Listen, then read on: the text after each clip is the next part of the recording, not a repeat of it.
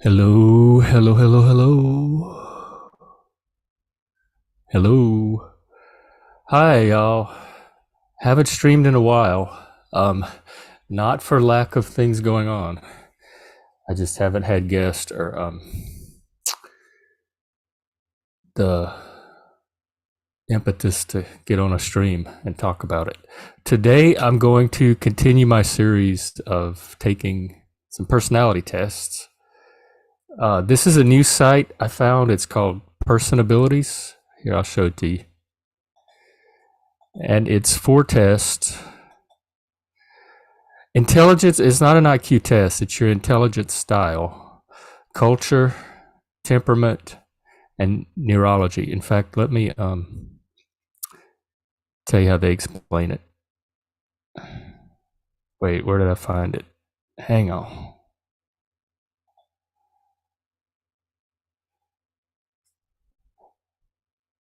Um, Intelligence type deals with specific capabilities that we have. Culture type is our values and beliefs. So the intelligence is the operating system of the mind. The cultural type is the software. The temperament type is the outward behavior, the packaging, perhaps the persona that we've been talking about on the stream before. And the neurotype is our hardware. So I'm going to check all those different parts of myself and see what I come up with. Now, I haven't tried the site yet. So hang on, where's take a test? So I don't know if it's going to give me the results, if they're going to ask for money. I don't know if it's going to let me take all four, but we're going to find out. I'm going to start with intelligence. There's four of them, so I'm going to. What organization am I with? How about the Gen X Jeff Show? What is your department or division? CEO. Following a quick judgment call. Huh? Oh, I'm confident I can find evidence. Yeah, usually I can. Usually I have an intuitive sense of what's going on intellectually, and I don't always have things to back it up. But when I start digging, the things I find almost always back it up. So I'm going to put a high 6. I love finishing tasks through a step to no, hell no, a 1. I hate step-by-step processes. I like to just get to work and make it happen. And whatever, I need a lot of creative freedom to do this part, and go back to this part. I can't, I'm not methodical or systematic. My brain does not work that way. I know how to make calculated risk after I look at all of the different options, like a chess or poker player. I'm horrible at poker. In fact, I've won poker before from people thinking I was better than I actually am, and they were making bets based on assuming a certain level of skill that I did not possess that worked to my favor. I can play chess. I like chess. I'm not a chess geek, and I don't. Again, I play intuitively. I don't think through all the possibilities strategically like a skilled chess player would. So for this, I'm going to. I do it a little bit when I have to, calculated risk, but it's not a strong point of mine.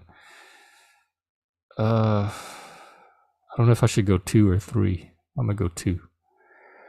I would prefer reading books on philosophy than most any other subject, except for literature and literary criticism. So yes, it is very easy for me to stay focused on one particular subject or topic. It depends on the topic or subject. I mean, I've had Zoom conversations that have gone 10 or 11 hours. I can binge watch an entire series for 4 or 5 hours at a time. I can read a really good book if it's deep and interesting enough to catch my attention. So I guess I'll put a 4. The more structured my environment, the higher my productivity. Opposite, almost to 0. The less constraints I have, the less I like to determine that for myself. I don't like to have it be determined for me by either my environment or another human being. So that's almost a 0. In fact, I will put a 0. I'm a phenomenal memorizer who can remember every last I used to be. It's getting there is some wear and tear on it as I move up through the decades. But phone numbers. I was a walking telephone directory growing up. If I dialed a number 3 or 4 times, I could spit it out like even years later. I'm pretty good at remembering. I wouldn't say every last detail. It's the details that catch my attention. So I'll put a 6 for that reason. I have a deep understanding of subjects that cannot be empirically tested. Spiritual, paranormal. I don't believe in metaphysical, paranormal, anything like that. I did a whole episode of my thoughts of what spiritual is. I will say that I use intuition a lot. I'm an ENTP, and that N is very strong in me. So I do have a deep understanding of subjects intuitively, empirically tested. I will say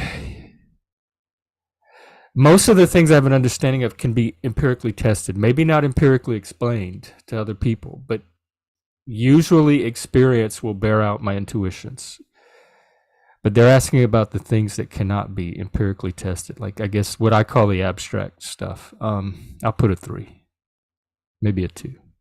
I'll put a 3. I'm extremely rational and unemotional person who always considers logical reasoning before I listen to my heart. No, I listen to my emotions as well because I think it's all part of one cognitive activity, and there is an intelligence embedded in emotions if you know how to listen to it and draw on it. But I can tell you when I'm in the grip of a deep, intense emotional reaction, I still have my logical faculties. They don't disrupt my ability to be logical. And a lot of people make the assumption if I'm angry or distressed or anxious or whatever emotion, that my rationality is going to be impaired. And that's never been shown to be the case. I am rational. I wouldn't call myself unemotional. And I do consider logical reasoning. In fact, I tend to side with it many times over my heart. I'll put a 6.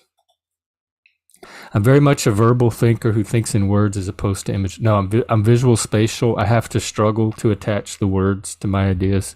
Growing up, it always felt like I was translating myself into English. That English was not a natural language I was fluent in. Not even Cajun English. So I'm going to put a 2 for this. When going out to eat, I prefer trying a new restaurant to a familiar favorite. It depends. I'm always up for trying new places. Depends on the crowd and what I'm pretty easy when it comes to eating out. I just go with whatever the group wants to do. I'll put a 5. I'm an artistic person who is extremely skilled in making things beautiful or aesthetic. No, I'd say the opposite. I'm very bad at I'm very raw in the rough. I'm not good at polishing or aesthetic. I'm trying to learn video editing so I can start adding some graphics to these videos, but I'm not near there yet. I'm going to put a 0. That's how bad I think I am at that. I enjoy classifying things, ideas, and people into clearly defined categories. I have rough, very fluid category buckets. I'm not OCD about it, but I do like finding different genres for different things, ideas, people. Even this personality typing is a form of that. So I'll put a it's the clearly defined that's throwing me off. I'll put a 5. I readily experience the feelings and emotions of others as if they were my own. Yes, I'm a hyper empath. In fact, a lot of times, especially if I'm around other people, a lot of times when I'm having a feeling, I'll think it's my own, and it'll take me quite a long while sometimes to realize that that's not even my emotion. It's coming from this coworker or this friend. I can can't even effortlessly talk. I can effortlessly move, spin, or rotate things inside my head. Oh, that's we did that on the IQ test. The pattern, what do they call it? The Raven matrices, where they give you patterns and you have to figure out the next thing in the pattern, and sometimes you have to turn them or flip them in your head. I'm decent at that. I'll say a 5. My overactive imagination keeps me entertained by creating a world, entertained and sometimes distressed, by creating a world of new possibilities inside my head. Yes, I have what's called fluency of ideas, and my brain I can brainstorm infinitely. I can turn on ideas over and over and over. That's why I'm good at creative problem solving, because I never stop. I can generate solutions until something works. I don't have like a set of solutions, and then when those are exhausted, I'm out of ideas. I can always come up with new ideas. So eventually something's going to work. Ooh, Jeff, Jeff's here. Hey, trauma type. I figure this might be up your alley. You have to be completely honest with yourself, and the answers to the test have to be precise with no bleed over with, I don't know what that means, with no bleed over with other options to be remotely accurate. I'm trying to be, I mean, I think I'm being honest. That's one reason I'm doing it live stream, because I can be very transparent about it. The answers to, I'm making them, sometimes it's a judgment call, especially by how some of the questions are phrased. So I am doing my best. The best precision I can give it. I don't know if it's going to be perfect, and the results are going to be skewed accordingly, I guess. I don't know about the bleed over with that. Like if it asks me similar questions and the answers are different, I'll keep going and see what happens. I love making decisions that directly affect other people. I hate making decisions that I like. In my dream world, everybody is responsible for themselves and self-determining and has an internal locus of control, and nothing I do affects anything they do. They determine all that for themselves. We were having a conversation last night about this and the influence you have on others, and it just horrifies me to think that I'm impacting somebody's cognition to the point where they're not making their own decisions or choices because they're influenced by something I'm doing that I'm not even aware of. I'm gonna put a 0 on this. That I'm pretty sure is precise. A project is only completed when all of the little details fall into play. Hell no. A 1. I mean, most of the important details have to fall into place, but every little detail does not. That can be a hindrance a lot of times. I'm an expert troubleshooter who loves to figure out where things went wrong and find practical solutions. Yes, me. That's me. I'm getting that bit rate notice again. Yes, I love to problem solve and troubleshoot and find practical solutions.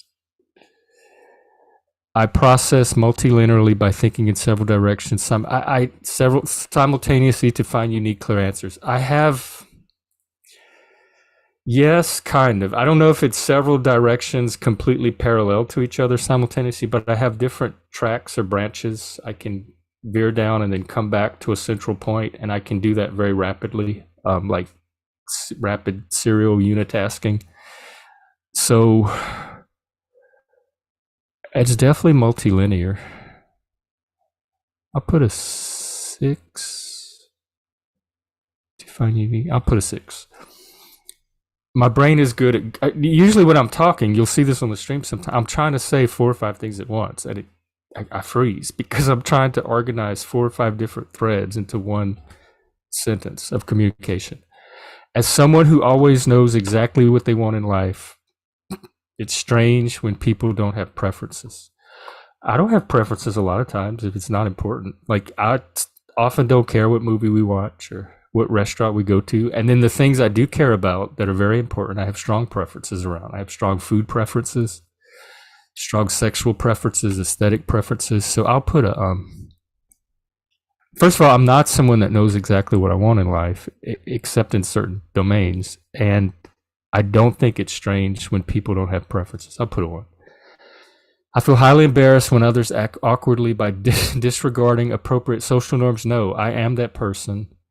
I think I hate social norms because they're not collaborative. Nobody consulted me on getting my input into those norms. They're just imposed from without. And if my behavior or expression doesn't match those norms, then they become social norms that mine are measured against. Well, mine are just as normal for me, and the social norms are aberrant in relation to me. So there's kind of some, I guess, ethnocentrism or neurocentrism there. So no, I feel highly embarrassed. No, I love when people are disregarding social norms. I think everybody should do it because I think social norms should be collaborative. I don't think they should be imposed. So if someone's reacting against social norms that they did not contribute to creating, I think that I love that. All of my decisions are based on observable empirical data. Maybe not data. They're based on empiricism for sure. They're based on what I can observe in the situation around me. If you want to call that data. I'm leaning towards 6, but I'll put a 5 just because of the way the question's worded. I often think about the esoteric meaning behind complex topics, symbols, and no. And I have friends that are into that and conspiracy theorists, and that every time we try to have conversations, that's always the wall we hit. It's a certain type of thinking that will do that I just don't have. I better put a 0. The big picture is always more important to me than the details of any project. Yeah, I mean, details are, I'll put a 6. Details are important, but not, I mean, the details are in service to a larger goal. It's that larger goal that's the most important. I don't necessarily how we get there, as long as we get there. So I don't get too caught up on the details. I'm very flexible about those. Man, these tests are long. As an extremely effective and tactful communicator, which I'm not, I always know how to tailor my speaking style. No. So I'll put a 1 because sometimes, like when I'm talking with clients, there's certain ways I have to kind of meet them where they are sometimes. When I'm talking with neurodivergent people or gifted people versus non-gifted, I sometimes have to, they call this code switching in the autism community and other minority communities. I'm really bad at code switching. It's pretty much whatever comes out of my brain when I open my mouth. I don't have a lot of ability to shape that. So I'm going to put a 1. I can easily design solutions for making or fixing physical objects. Sometimes. I'll put a 3. Depends on the object. As someone who's heavily drawn toward the fine arts, I care deeply about creative process. Yes, I think most of our psychology and cognition and personal development is certainly a creative process. But most of what I do, post-traumatic growth, healing, mental health work, it all draws on creativity. Decisions should be based on standards, rules, and principles as opposed to individual feelings and circumstances. Principles are important, but they shouldn't be dogma. I would prioritize individual circumstances, maybe not feelings, although I would take feelings into account, but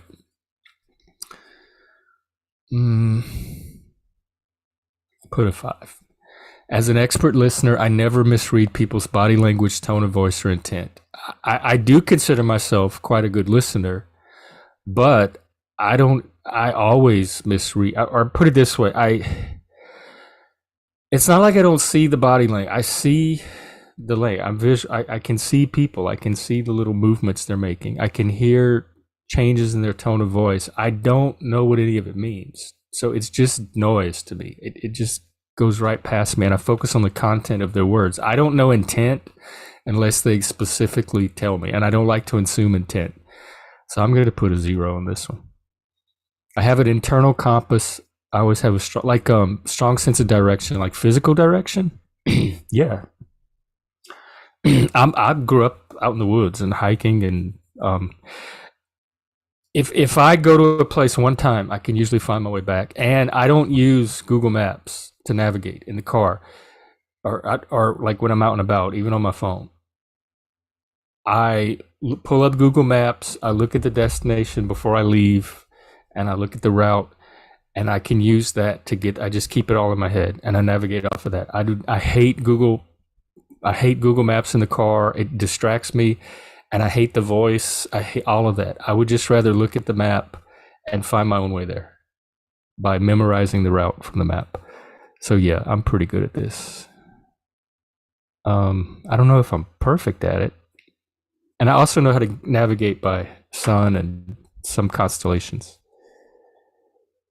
I usually spend much more time thinking about intangible ideas, thoughts, or personal than tangible things. Yes, but they include real people under tangible things, and I do spend a lot of time thinking about real people.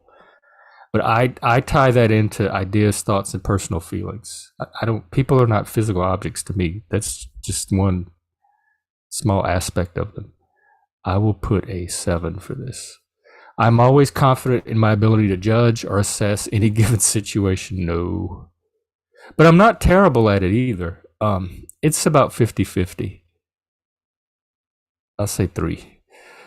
I won't start on a project until I understand all of the details of it. No, I learn by doing. Give me just enough to get me started. I will pick up the rest as I go. I'm putting a 1 on this. As an extremely strategic thinker, I enjoy coming up with long-term action plans, scenarios, risk, and possibilities. No, I hate that. I hate people that sit there and think of every little thing that can go wrong and plan for it. Um, 0. I can always see the abstract big picture while simultaneously knowing the pertinent details of any. Yeah, the pertinent details, yes. I'll put a 6 on this. When I'm in charge of a situation, I'm often extremely insistent on how things should be. It depends. I kind of have a soft leadership style. I kind of lead from the background. And if I go with the energy of the group or the project, so I'm able to be flexible with it. But if something's important, I do step in and insist on that value or hold very strongly to ensure that that value gets maintained. I don't know how to answer this one. I'm extremely insistent on how things should be done. I'll put a 5. I'll put a 4. And I'm open to group input. I like to collaborate and co-create. I don't like to be the sole person deciding what's done. I put a 3. I'll put a 2. Community and group traditions are extremely important to me. Yeah, it's my whole passion. I'm very attuned to data, facts, and other numerical. No, I'm not hypernumeric. I have to, like, I'm hyperlexic. I can read text like this almost just instantly. Math and stuff, I have to sit down and think about and work through. It doesn't come quickly or naturally to me. So I'll put a 1. I'm heavily drawn to alternative subject matters, espousing unconventional viewpoint. I mean, it depends. Some people would say my whole life is unconventional, and all of my viewpoints are, and I think so many of them are just completely normal and traditional. Not necessarily. Not unconventional for the sake of being unconventional. I'll say 2. Illogical people cannot make meaningful contributions to society because they're helplessly inefficient. Absolutely not. God, I know plenty of illogical people that are invaluable to society. I'm always able to talk my way out of trouble or other tricky situations. No, obviously not. I keep getting in it, and I keep having to leave groups all the time. That just happened recently. I'm going to probably end up doing a whole stream about it. But no. Because there's a certain finesse. Like, you have to we were talking about this on a group the other night. Like, people have these cognitive biases or this psychology that you kind of have to work with and manipulate a little bit, and I don't ever do any of that. I think I can just explain the situation and they'll rationally see it and come to the same conclusion I did, and that almost never happens. And that's the only card I have. If that doesn't work, I just go find another group. So I will put, I'm able to talk my way out by using logic and rationality. So in that sense, I'm able to. But if that doesn't work, I'll put a 3. Then I'll say no. Sensory experience like eating, dancing, singing. Or yeah, I'm a Cajun, of course. Eating, dancing, singing, maybe not exercising, although I love hiking. Put a 6. Because I am dissociated as well. My favorite classes in school were focused on art, literature, music, and other creative fields. Yeah, I'd say that's true. Literature, philosophy. I liked history. I liked some of the math. Science I liked a lot. I'll put a 7. As someone who hates making exceptions to the rule, I believe that consistently leads to the, but no. I think some consistency is important, like in maintaining groups and communities, but so I'll put a 1 for that. I highly value my ability to reach a consensus when communicating with others. No, I don't need a consent. I'm going to do what I think should be done, whether everyone agrees with me or not. I'm able to compromise in some areas, but I'm not going to sacrifice any of my values just to be part of a consensus. I'll put a 2. Tempted to jump on and try. Sun is here and bored. Oh yeah, I just found out about it. today. And so the tests are really long. They're a lot longer than I thought. I might have to split this up into 2 parts. But I'm interested to see the results. I hope they don't ask me for money. I'm great at conceptualizing ideas or theories through visual meanings, graphs, charts. I'm okay at that. I could usually communicate my ideas visually. Yeah, I'll put a 6. My work must be intimately connected with my original thoughts and creation. I don't even know what that means. Like, I don't know any other way to do work. All the work I do is connected with my original thoughts and creations. What other way is there to do work? Like just passing on someone else's work? No, I think a 7 on this one. People should be much more direct and to the point when they communicate.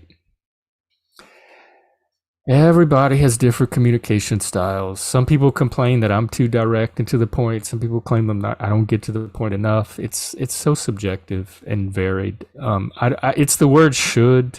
I don't want to prescribe. I can listen to somebody meander because there's value for me in just the form that somebody's story takes. Stories have their own inherent pleasure for me, aside from whatever point they're trying to communicate with it. So no, I'll put a 0. I deliberate before I make big decisions. I get input. I like ask as many people as I can, and I get different perspectives and input because they're usually able to see something I'm not or something I'm missing. So I do that kind of stuff, and then I deliberate a little bit. I'll put a 2. It's important to debate my issues and concerns. I never have any problem bringing up a disagreement. That is true. I do not. And I do think debate is important. I love intellectual discussion and refining our ideas.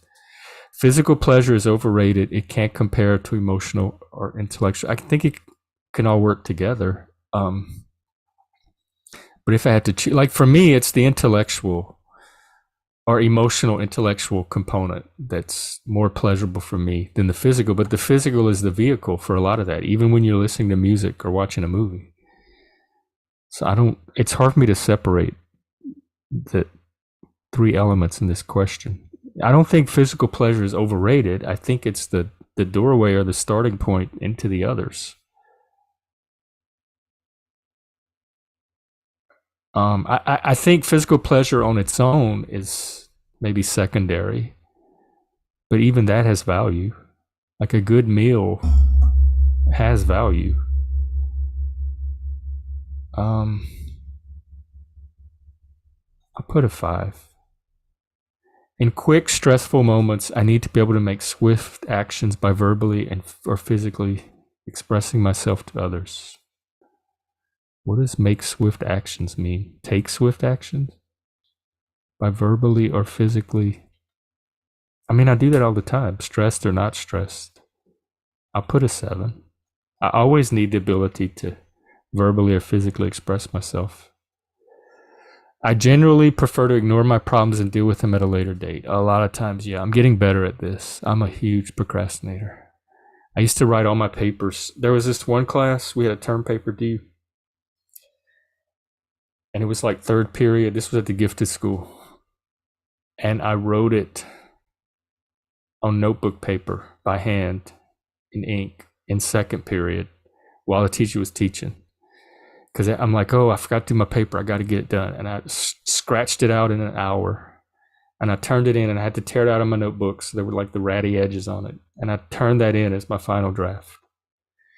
And like a few days later, when he graded them and came back, he's like, these were some pretty good essays, and overall I was pleased with the assignment, but there was one essay that just really stood out among the rest, and he lifted my little ratty notebook, handwritten one, from the top of the pile, and he said, this essay by Jeff, and the whole class was like, because they knew I had written it the class before, and they're like, no, they couldn't believe that my essay spoke to him more than the ones they had spent all their time on typing and working on for weeks. So anyway, that is all to say that A lot of times I do.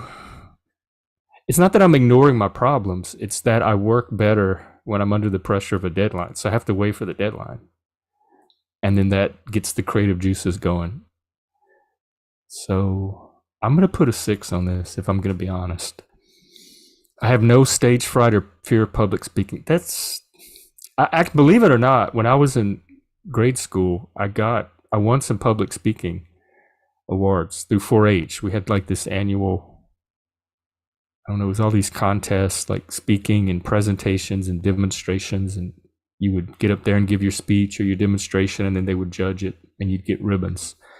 And I think one year me and my friend did a presentation, and I think we won first place. And I was looking through my scrapbook and I have some ribbons for public speaking. I don't remember doing them, but I've won awards for them. I don't know how. I never thought I was very good at it. But doing this live stream I don't have any stage fright around that. I'm going to put, I don't think I do. Even if I have a serious issue with someone, I'll still prefer to be agreeable with them by not bringing it up. No, I'm going to bring it up because I like to work through issues. I don't like to have them hanging. I am confident that I can overcome any danger, crisis, or obstacle in any way. Not any, a lot of them. I'll put a 6. That's resilience that they're talking about. Harmony is much more important than competition. No. Everyone's a winner. No. I love competition. I love reality TV show, like the competition reality shows are some of my favorite genre of television. I love seeing people compete. I'm gonna put a 7. I never freeze up when I'm in danger. My instincts take over and save me from harm. There's flight, fright, or freeze, and fawn is another one that I've heard recently. I mean, every now and then I freeze, but it's only because I'm thinking whether to fright or freeze. I don't freeze like paralysis where I'm incapacitated to take action. I'll put a 6. I would always rather be left alone than have to talk about something stressful for my personal. No, it helps me to talk to other people. I have a whole little support team that I can turn to when I need to talk about something, and I can't imagine getting by without that. In the moment, I'm more likely to act before I think. I think I do both, but I am a person of action. I don't like to take a long time thinking without acting. I'm more likely to. I'll put a 5. I get highly embarrassed where others put me in the spotlight. I really do. That's probably a 6. I don't like being the center of attention, believe it or not.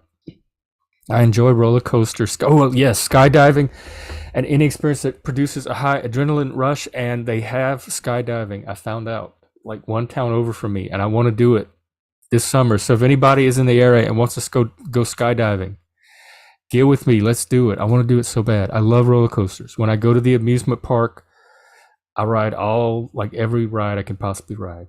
Might try this on a live stream myself. Oh yeah, cool. I would watch. I don't know how long I'm going to go with this one because I didn't realize the tests were so long. I was going to try to do all 4, but I might have to break it up. And they just built an alpine coaster in the little Bavarian town up here. It's like a tourist town. And you sit in this little cart and kind of gravity takes you down the mountain on this little alpine track, and that just opened up too. So if anybody wants to do that, we can go skydive and ride the alpine coaster. This is a 7 for sure. As a highly realistic person, I recognize that people's dreams are often impractical. One thing I do in my work is try to help people develop realistic goals for themselves. And oftentimes we start with their dreams. So I never dismiss anyone's dream or try to think it's impractical. And then we just refine it to be a little more achievable and realistic. It's the SMART goal system, if y'all are familiar with that.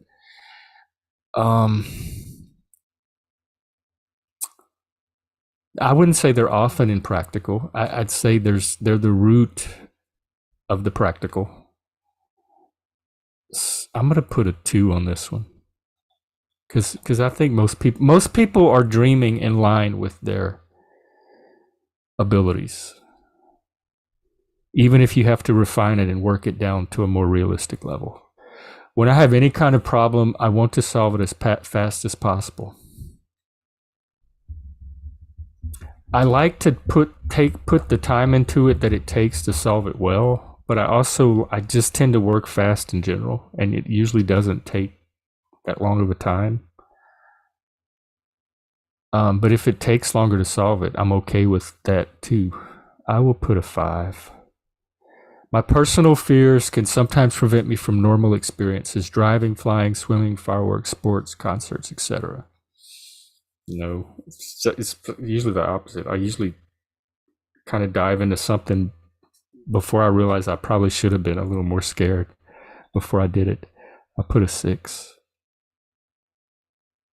I did a ropes course one time, and you climb to the top of this telephone pole. It was like, I don't know how tall are telephone poles, like 35, 40 feet in the air. And you had a harness attached, and you had to jump off the pole and grab this little bar. And even though you have a harness and you're on the pole, like just your feet barely cover the pole, and you're on the pole like this, barely able to stand. You have no room to move or turn around. And even though you have a harness, your mind, your psyche doesn't know that. So it feels like you're standing on this pole with nothing, and your friends below are holding the rope. And if you jump and fall, they have to catch you to keep you from falling. So it's kind of a trust exercise. And I really froze up on that. It took me a while and a lot of kind of support from the ground to get me off of that pole. And once you're on it, there's really no way to turn around and climb back down. So you're kind of stuck jumping off at that point. And so I remember that was a moment where it wasn't a personal fear like I have a fear of heights, because I don't. It was my mind perceiving the situation in a certain way that psyched me out. Once I did it and I understood how the rope and the harness and all that worked, I could have gone up and done it many more times and not have been scared. But it was the way the situation appeared in contrast to how it actually was in reality that generated the fear. And it was overcoming that perceptual, it was like a perceptually driven fear. So I'll put a 6. Please select your age range, 50 plus. I keep getting my AARP card sign up thing in the mail. Completed or intended field. My actual degree is in technology, computer science, IT. I guess that, but that was not my interest. My interest is humanities. Can I do both? Completed or intended. My field of study was humanities. My degree was IT. The degree I actually completed because I wanted to get out of school. I just went through the catalog and picked something that would get me out the quickest, and it ended up being technology.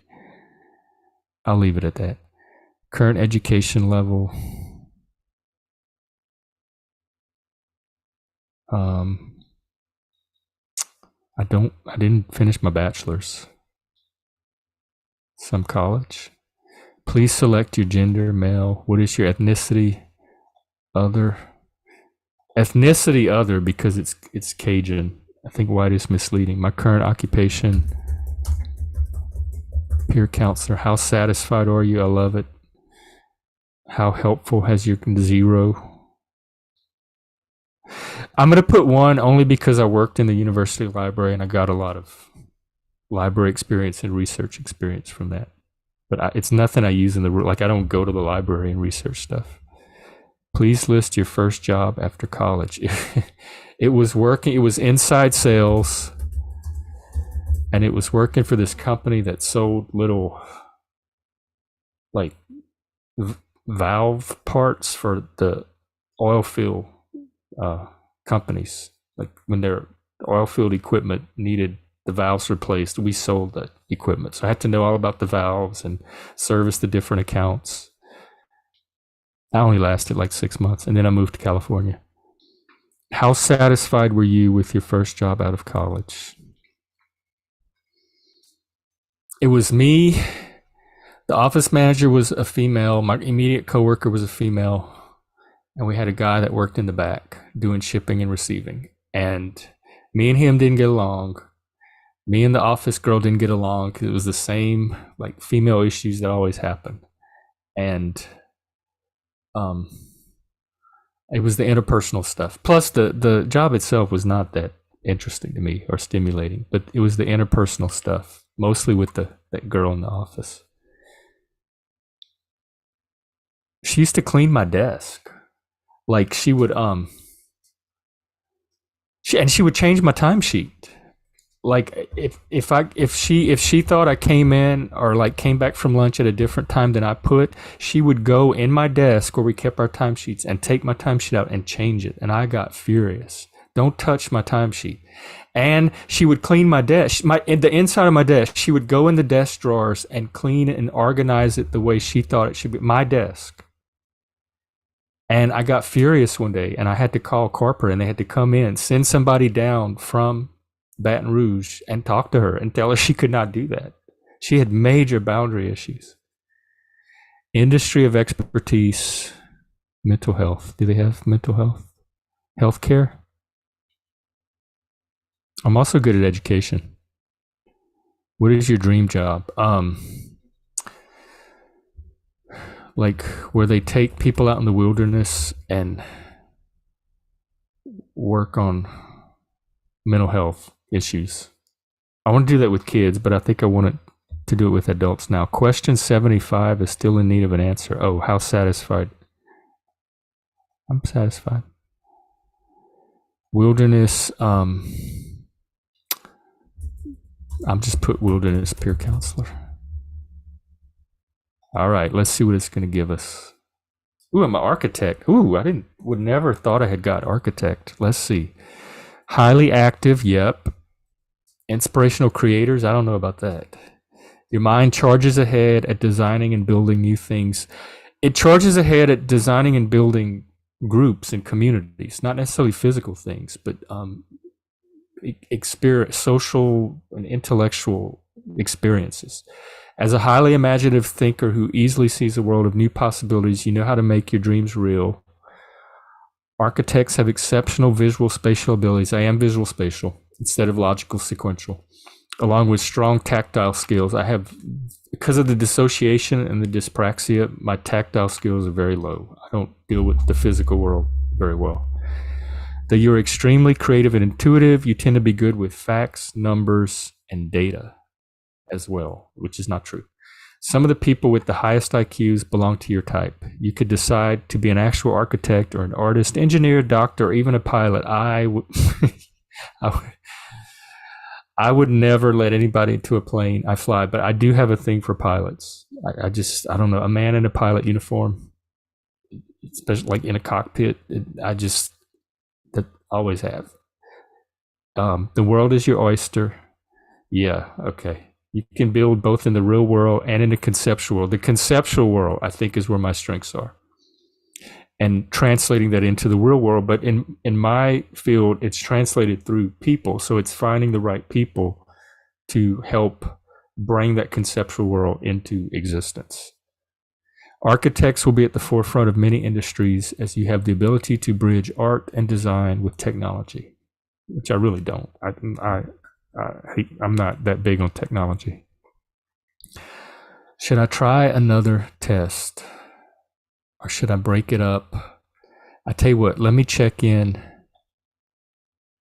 with social media real quick. I'm going to stop sharing. Kind of see what's going on in the world. I do have some errands to run today and I have some things later tonight to go to.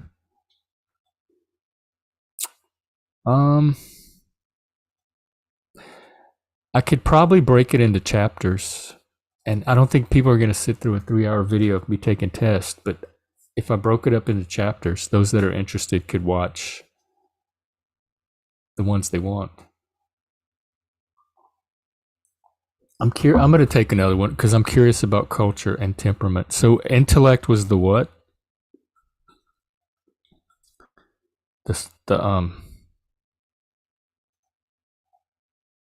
Oh, hang on. Intelligence. God damn, how do I get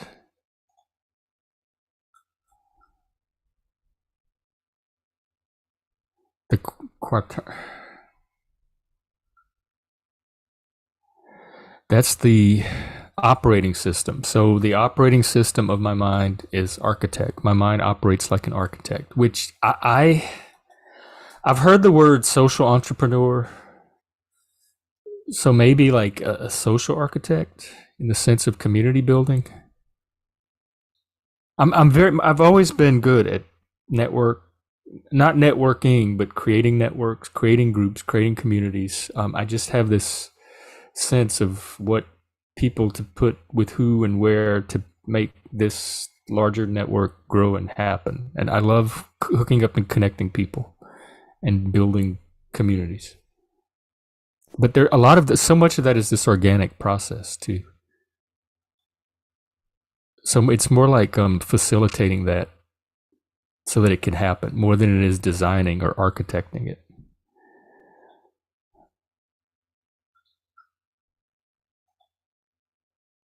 All right, let me go to the culture test.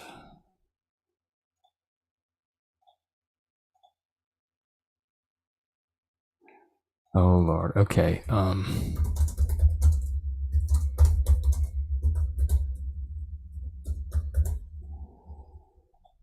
CEO. I'm certain that forces of both absolute good and absolute evil. I wouldn't say forces. I believe I know there's evil because I've seen it in people. I wouldn't. I don't know if it's like supernatural. It says certain, so I'm going to put a one. I'm not certain, but I definitely know that I've seen good and I've seen evil embodied in human action, human, maybe even personality. I have psychopaths, sociopaths. I believe that maybe they're evolutionary forces. I don't know. I'll put it three. No. It's the word absolute and the word forces. I'll put it two. I believe that right and wrong judgment should always depend on the situation rather than, yes. I'm very into situational ethics. Societies that don't uphold their time honored traditions won't survive for very long. If they can't adapt, they won't survive. I mean, the Catholic Church has adapted its traditions. That's one of the most time honored institutions in history. I think it's a combination of upholding the parts of the tradition that work and adapting to the needs of new society, but that's also kind of what the woke are trying to get people to do as well. So I think you still have to keep your values intact. Societies that don't uphold their traditions won't survive for very long. They won't survive in the form based on those traditions. I'll put a three. I don't care one bit about societal norms. I'll do whatever I personally decide is right. Yeah. We should do a better job praising acts of heroism, bravery, and chivalry. I don't know about chivalry. Heroism, sure. Bravery, sure. But I mean, we don't have to praise them. Are they thinking people are going to stop being heroic and brave if they don't get praised for it? I don't. This question just confuses me. I'll put it two. Violence is always wrong. Weapons, militaries, and no. I think there are times when violence is required, and we have the state has the monopoly on violence, and we have a system in place that lays out in great detail when those situations are. So I wouldn't say it's always wrong. Put a five. Showing camaraderie and loyalty to those you work with is extremely important, like team building. I mean, it depends on the individual. I've worked with people that I'd get along with, and we were never going to have camaraderie, and we could still get the job done and make the workplace effective. I wouldn't say it's extremely important. In a natural disaster, my first priority would be securing my own safety, even ahead of my family and friends. No. I mean, it depends. I think I would put I would probably put the vulnerable first. Like if I had an old lady that couldn't help herself, I would try to get her to safety. I wouldn't just run to safety and leave her in the disaster. I put a 6. People who belong to my group are truly better people than those or other groups. No. I believe that every nation, race, or group of people can all live together in harmony and should be equally valued. We obviously can't live together in harmony. I think we should all, I think every human life has existential value. More or less, though, I'd say yeah. I readily trust other members of my tribe. Who is my tribe? I have so many.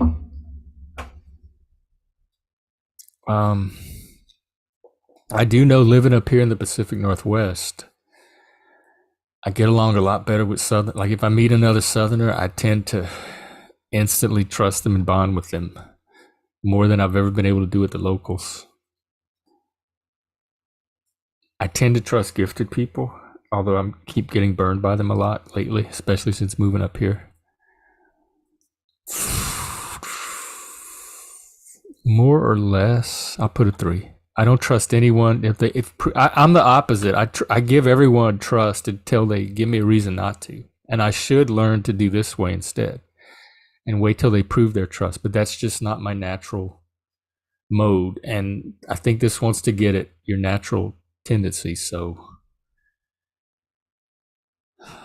put a 1. Society will collapse without traditional morals and family structures. It's collapsing now. We're seeing some of that.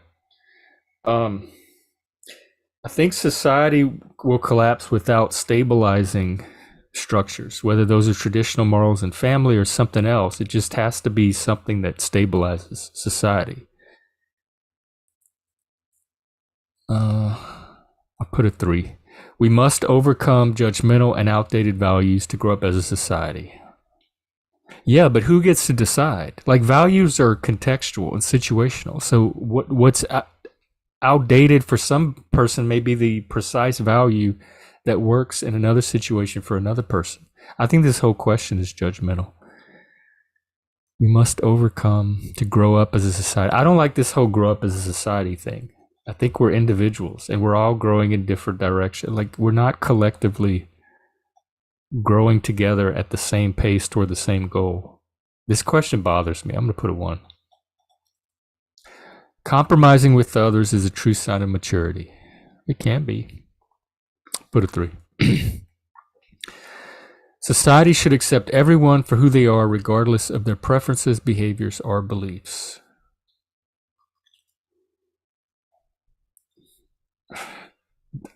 Again, society. Individuals I think the individual can determine who they want to accept or not and why. If they mean like businesses and our institutions, I don't know what society refers to. Is it the aggregate of individuals or is it the institutions that we've created to keep society functioning? I'll put a 2. People should be recognized and compensated solely on the basis of merit and achievement. I don't know about solely, but it's pretty high up there. I'll put a 6. Everyone is fundamentally equal no matter who they are or what they have done. Equal in what way? Existentially, yes. Merit or competency-wise, perhaps not.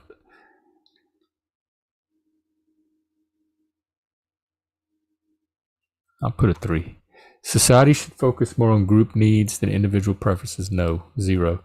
My personal freedoms are important to me than economic or social equality. More or less, yes. Telling people you're perfect just the way you are causes them to be weak, complacent, and unmotivated. I don't know if it causes that. I don't know that would cause weakness. I don't think so. Put a 2. We shouldn't try to make people conform. It's important for people to live authentically. 7. Yes. We should reserve the deepest gratitude and praise for those who sacrifice their time, possessions, or opportunities for others. I don't know about deepest or like these. I'm not really good at this test. The questions are throwing me off so hard. I'll put a 5. People shouldn't shame those who chase after new opportunities, physical pleasures. Yeah, I agree. I don't think you should shame anybody. I don't, shame doesn't really work on me, and I don't think I think there are so many better tools than shame. That seems a primitive, crude way to influence others. I would do anything necessary to ensure the success, health, and safety of my people. Who are my people? I help, I support people that are part of my natural group or community. I do go out of my way to support and would, I don't know if I'd do anything. I feel like they do the same for me. Put a 4. I don't know what these results are going to come out because I'm struggling with most of these questions, just interpreting them. People don't need to fight over resources. There will always be enough to share. I don't know. 4, 3, 4. I don't know. I'm often willing to help a stranger out. I don't mind hitchhikers or inviting someone over. I am often willing to help a stranger out, but I have boundaries to how far I'm going to extend that. Like, I don't think I'll pick up a hitchhiker. It depends on who they are. And I don't know that, I mean, I've invited people all the time that I just met, but I wouldn't invite a homeless person that I just met for dinner, but I might invite someone I met at an event maybe over for dinner. We grew up doing that all the time, like the Cajun hospitality. We were always having strangers over or helping people. Cajuns just do that. Like, if your house burned down, the whole community will come out and build you another house. They had a Cajun wedding tradition where the community would get together and build a new bride and groom a house for them to move into after the wedding.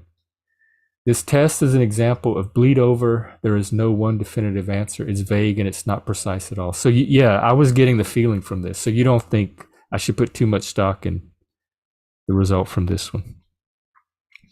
I highly value personal privacy and property. I don't care much about privacy, although I think other people should have it if they think it's important. I don't care. I've always assumed that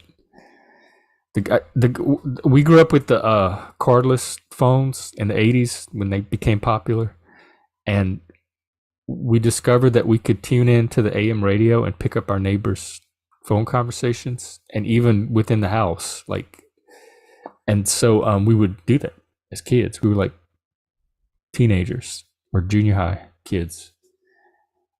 And so that taught me very early. Like, I think if somebody really wanted to know something or listen in, like when the internet started and AOL and all that, I never assumed that it was private. I always assumed that if somebody wanted to, they could find out what was going on my computer. So I kind of grew up like not really having this high expectation of privacy. I think property rights are important. I'll put a 6. Honoring your background, heritage, and family culture is important. It's important if the individual decides it's important. If they don't, I don't think they are obligated to honor it. I think learning about it, knowing about it, and appreciating it, like, why wouldn't they honor it? But I don't think anybody should be required to honor their heritage. It's something you do because you're naturally moved or inspired to. I'll put a 5. Nothing is too sacred to joke about. I agree. I'm always comfortable sharing my life story, wants, and personal opinions with others. Yes, absolutely. Being true to yourself leads to better outcomes for everyone. I want to believe that. If I had to choose either a pay raise or a better job title, I'd choose the better job title.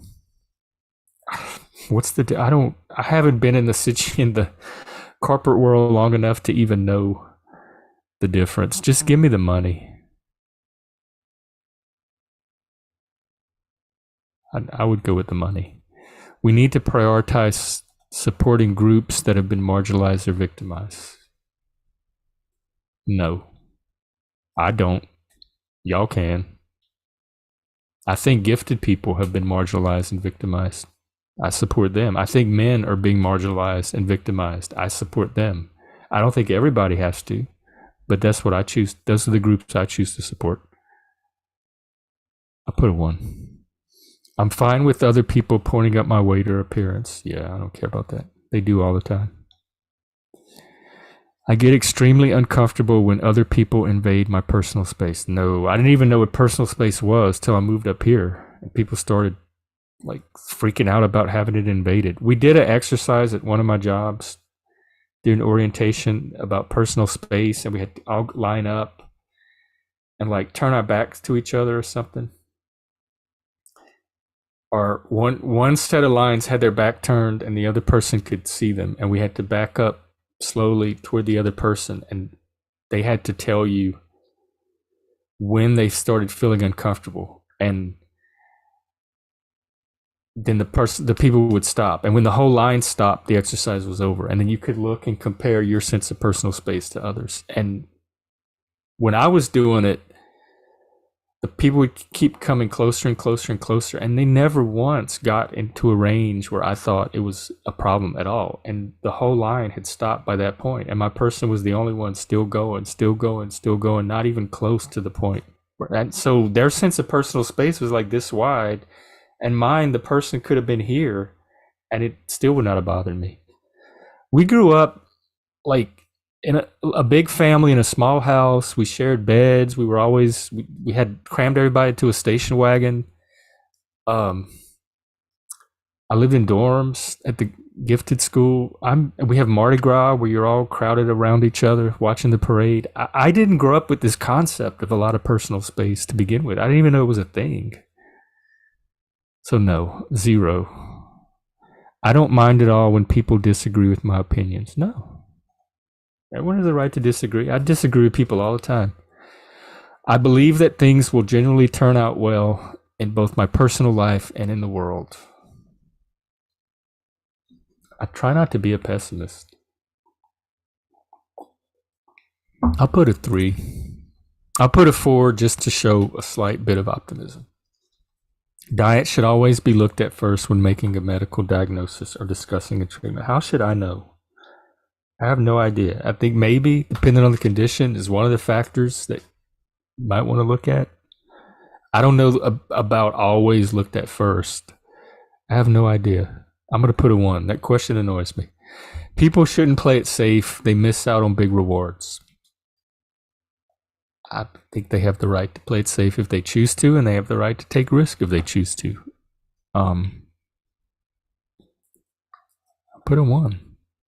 I highly dislike nuance. People should just say it like it is. I think both. I really appreciate nuance, and I think people should just say it like it is. Like people that dance around stuff. I don't know how to answer this one. People should just say it like it is. I think it's better. Like the more direct you can be, at least for me, the more helpful it's going to be. But I do also appreciate a lot of nuance to a conversation as well that expands upon or helps to refine or clarify what that like it is. I'll put a 5 just because this question's so damn confusing. I'm quite trusting of people from completely different or unfamiliar backgrounds. Yeah. Why wouldn't I be? I'm too trusting. I trust people until I have a reason not to. Relationships are by far the most important factor when making a business deal. I don't know. I've never made a business deal, but something tells me it's probably really important. I'll put a 6. Social classes should not exist. Do they mean like economic classes? I think they're going to exist, whether they should or not. I'm not all about a classless society. I'll put a 1. I'll put a 0. People who risk their lives in public service deserve the highest honor society can give. I can go with that. I am uncomfortable with defined gender roles. No. Going into too much detail in either work or personal conversations is embarrassing. No. I block off time each day to exercise or be physically active. No. People should openly express their emotions with others. I don't know if they should. I think it should be fine if they do, and the ones that don't want to don't have to. But I think emotional fluidity seems healthy. Like emotional, what's the word? Where you just let your emotions flow. I'll put a 5. I really don't like this culture test at all. I think I'm going to stop after this and do the other ones another day. One's social and professional lives should be kept completely separate. No. No. People can do what they want. They have this. I didn't really encounter it till I moved up here, but even in the field I work with, they have this thinking around roles and dual relationships. And I remember during training, I got into it with the trainer that was teaching that section, and she's like, if you have a friend, you should never work with them as a peer counselor, or if you are your hairdresser or something like that. And I'm thinking, I don't know what that means, because back home, a lot of it is smaller towns, and your doctor is your family friend, and your cousin is your hairdresser, or your therapist might be your friends at school's mom or something. So we don't have that rigid of a separation. Many people in the community take on many different roles, and I personally find it a lot easier to help someone professionally as a peer counselor that's a friend of mine, because I know them better and I know their background and their issues better than a total stranger. And so I really resisted that role, that protocol they have around here around roles and relationships. I'll take anybody as a client that wants to work with me. We're both adults, and we can work that out among ourselves. And I don't care about, that's just so complicated to me to navigate social roles. Like, oh, this person is my friend, therefore I can't do this and this and this, and this person is this role, therefore that means I can't have them as a friend. And that, my brain does not work that way. I form individual relationships with individual people, and that's not determined by social role. And I'm not going to stop doing that. I value modesty, whether in words, actions, or dress. I don't care about modesty. I value modesty. Put a 0. I react to things in the moment rather than. Although I'll put a 2, and I'll tell you why. The kink at pride thing around kids. I think there's a consent element to that should be respected, and some things to be a responsible citizen, along with the freedom comes some responsibility to keep that out of the public square around people that didn't consent to be part of it or witness it. So for that reason, I'll put a 2. I react to things in the moment rather than taking time to process. I do both. The reaction begins in the moment, but the processing begins almost right after that. And a reaction is not an instantaneous thing. It's an event. It's a process that can happen over days, and it will change from the initial reaction to the processed version of the reaction. Oh, hey, Dobes. It's called Personabilities. It's 4 tests: intellectual, cultural. What's the third one? Something, and temperament and neurology. And all 4 of those together makes up this personality profile from you. And I took the intelligence one, and I came out as architect. I think more in the sense of community building and like social, like an architect of groups and social experience, because I'm definitely not a physically inclined architect. And now I'm taking the culture one, which is kind of dumb. It's asking all these vague, like ethical questions that are very hard to interpret, or at least hard for me to interpret. And then I think I'm going to do the other 2 tomorrow, because it's already over an hour. I didn't realize the tests were so long, but you can check it out and see what you think of them. And the guy has a YouTube channel, I think, too. I react to things in the moment rather than taking time to process. I do both. Like, a reaction is not something you choose. It's something that happens in the moment to a stimulus. But you can also take time to process. Like, people just put their reactions on pause. And then, like, if someone breaks into their house and they're going to be like, oh, let me take some time to process this before I react to this person that just busted through my window. This doesn't seem realistic to me. I don't believe people do that. I don't like this question. It's the one he mentioned on his stream. I think it's his friend. Yeah, what if alt hist? That's where I got it from. I watched his new episode, and he's like, by the way, my friend has this personality site. If so, I was, oh, well, look at that. Convergence, synchronicity, maybe even consilience. I react to things in the moment. I hate this question so much. Because I do also take time to process, but that doesn't negate the initial reaction. I don't know what to put. I'll put a 5. I react. No, that's saying I do. I'll put a 3. Fuck it. I prefer to take things one step at a time rather than thinking about long-term possibilities. I'm really bad at thinking about the future. If I don't even know what I'm doing next week. Well, I'm going to that Warrior weekend next weekend, but that's about all I know. It's hard for me to see even 1 week ahead. I look at my calendar for the week, and then every day I look at it for that day, and that's about as far into the future that my little light shines.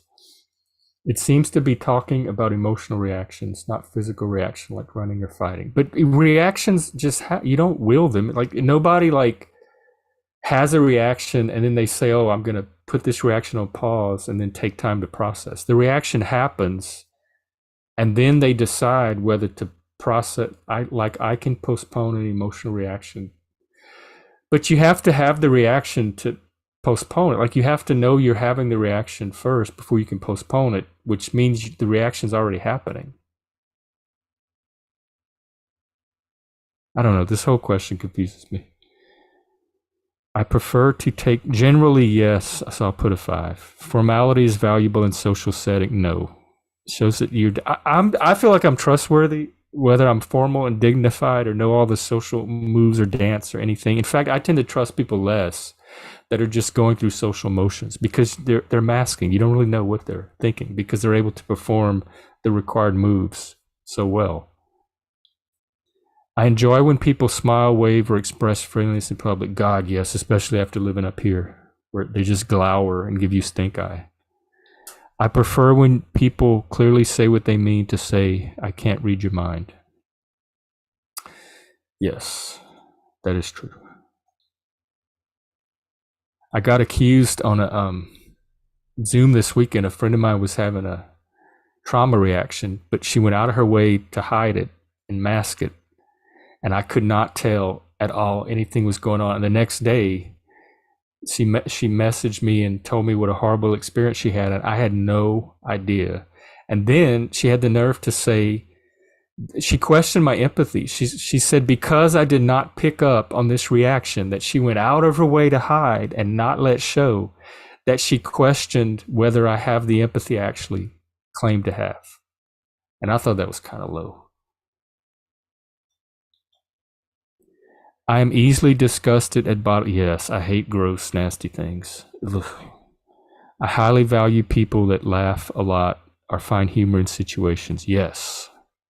Facts are much more important than personal relationships in making professional decisions. What's a professional decision? Because they had one question earlier of how relationships were the most important thing in business decisions or business deals.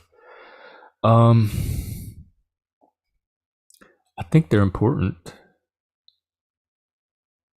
Because it's saying professional, I think facts would have a high degree of saliency. Life is always better than my individual duties and roles. Life is always better when my individual and duties and roles are coordinated by people with more. Hell no. Hell no. How does someone have more experience with my life than I do? How is someone more of an expert on what my duties and roles are than I am?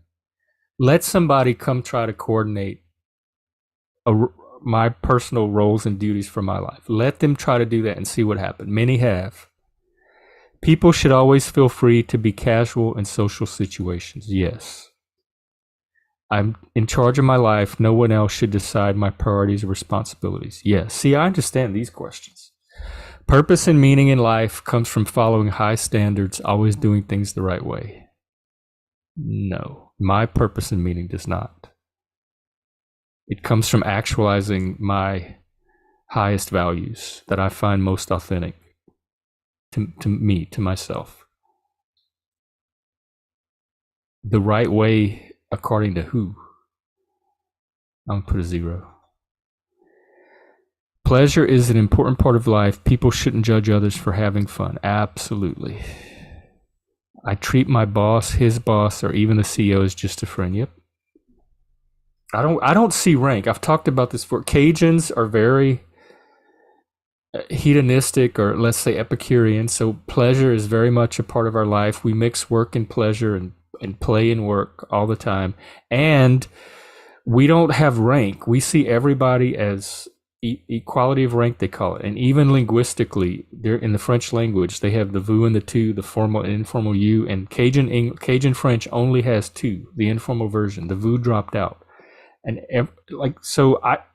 the school teacher was just so-and-so that happened to be teaching that class. She wasn't this authority figure that was up on a pedestal. She was like so-and-so's mom, or the lady that lived in the town in that green house that you saw at the store every day.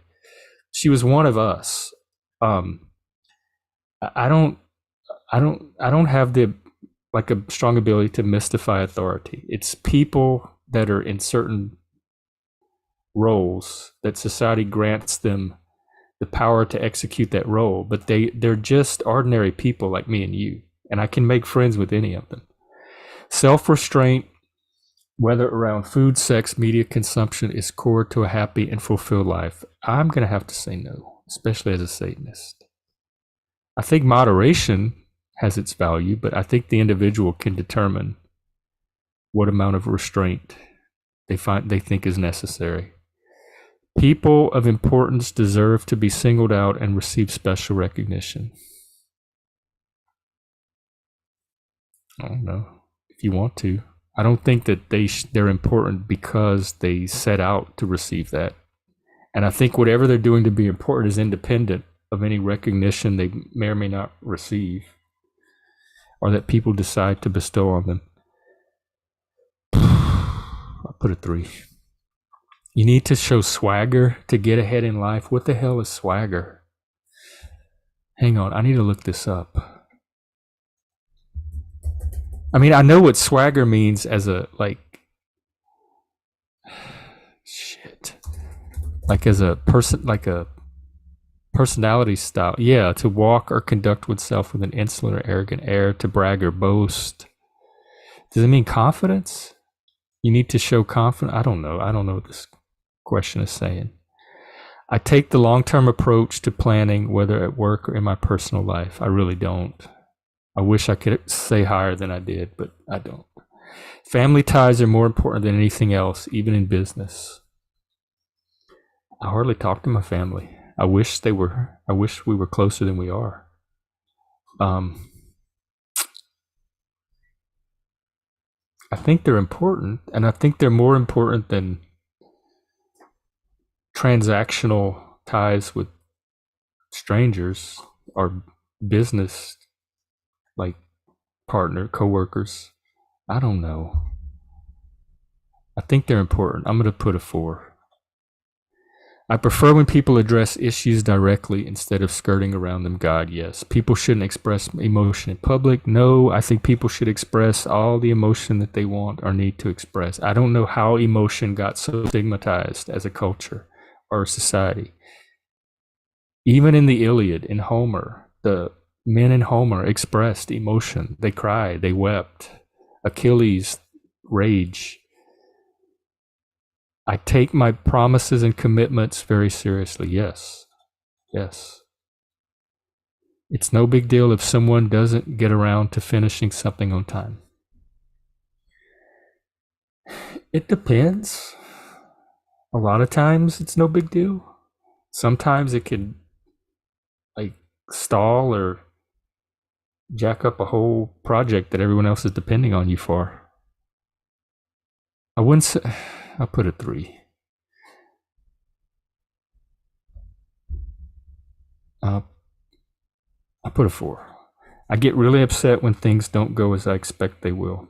I get thrown off when I think in my mind things are going to go a certain way and they turn out a different way, which is often, like almost all the time. And it throws me because I don't know how to coordinate my mind with how things are actually going to go, and it makes it hard to plan things. But I don't know if that's the same as getting upset when they don't go as I expect. But it could be similar. I'm also really good at going with the flow and adapting too. I'll put a 2. Oh, look at the next question. You should go with the flow so you're not upset by the unpredictability of life. Yeah. Yeah, I think it can be a lot easier just mentally when you're able to do that. I'll put a 6. Okay, I'm going to take these tests right now, so I'll leave for a bit, but be back once done. Okay, they're going to take a while, probably take you several hours. I'm going to do the other 2 tomorrow, so maybe if you've taken them, we can compare. Good luck on them. Let me know what you got. Let me know what you get on them. I need to have a high degree of certainty over things to feel secure. No. Security for me comes internally. I don't ever have a high degree of certainty over anything, really. Put a 0. I don't feel the need to make specific commitments or go into detail when communicating with others. If I make commitments all the time when I think that they're necessary or helpful, and I go into as much detail as I think I need to communicate, I'll put a 0. I'm constantly aware of what time it is and think about the time throughout the day. No, but I have a reasonable sense when I need to have one about time, because a lot of my day is calendar driven, so it's what's coming up on the calendar next, so I have to be aware of the time for that. I wouldn't say it's constant. I'll put a 5. I don't internally keep track of time. Not clock time, but I do have a sense of an hour's passed, 2 hours have passed. It's roughly mid-morning. It's probably mid-afternoon. I'll put a 3. I value being on time, both for myself and other people. Absolutely. I think it's a sign of respect. I always try to get there early. 5 minutes early is late to me. If I'm get there 5 minutes before the event, I feel like I'm late. Like I got there too late. I like to get there like 15 or 20 minutes early if I can, because that's time to chat and talk and network and connect. But I'm very rarely late, and when I am, it weighs very heavily on me. Like sometimes I'll start the live stream 1 minute late and I'll be like, damn, I didn't make it on the hour. People shouldn't care so much about being on time for things. No, I think I've had plenty of friends with very loose sense of times that it always made it so hard to make plans. Like you show up at their house to pick them up and they're just now getting in the shower. And they're like, and you have to wait 30, 45 minutes for them to finish getting ready. People shouldn't care. No, I think it's good to care about punctuality. Put a 6. People should prepare for anything that might happen. How? You have to, there's so many, it's like an infinity of that you have to anticipate and then prepare for. And the kind of mind that's able to do that, I have friends that do that. They sit and think about every little thing that could go wrong and every little contingency and plan for it. That just hearing them go through that stresses my mind out. I would not want to be in their mind for 1 second. I could not live in the kind of mind that's able to do that. I think you should, like if you go camping or hiking or something, you should prepare for reasonable potential events or disaster. Like prepare for, if you're camping, prepare for the bear, prepare for your fire to go out. You prepare for what's reasonable, prepare for different weather conditions. But beyond that, I think it gets OCD and a little unhealthy. People should prepare for anything that might happen. 2. People should only plan for the foreseeable future, not spend energy worrying about distant possibility. Yeah. I'm a naturalist, whatever that means. They're known for being warm, casual, and easygoing. That sounds like the Cajuns. The naturalist cultures are autonomous. Yep. They care highly about individuality, extremely non-judgmental, more relaxed approach to life. Yep. value individual differences, idiosyncrasies, and lifestyle choices. I'm curious about what these other cultures are. Naturalists, the right to self-determination. Look at that. Is extremely important. Regardless of how bad the questions were, this test really got me accurately, hit the bullseye. Every person has a right to decide who they'll be or what they want. Social mobility is highly prized. Not for me. For a naturalist, there shouldn't really be any social classes or barriers. Naturalists are very entrepreneurial. Barriers, maybe. I specifically answered no on should we do away with social classes. So I don't know how that got worked in there. Everyone needs a chance to pursue their dreams. It doesn't matter who you are, where you're from. Equality of opportunity to be your authentic self. We don't care about formalities, titles, hierarchies. Everyone should just be friends and equals with each other. Yes. Everyone should be able to have fun, laugh, not take themselves seriously. Yes. Unique individuals, but part of a greater natural environment that gives them endless opportunities. They're one of the newest cultures. Cajun culture predates the United States. We had already been exiled from Nova Scotia and we're down in Louisiana before the Revolutionary War even started. Naturalist cultures have been around a few hundred years. They highly value individuality, which has only been a common value for a fraction of humanity's history. That would explain a lot. Rousseau, Voltaire, Thoreau, yep. Emerson, y'all know how devoted I am to Emerson.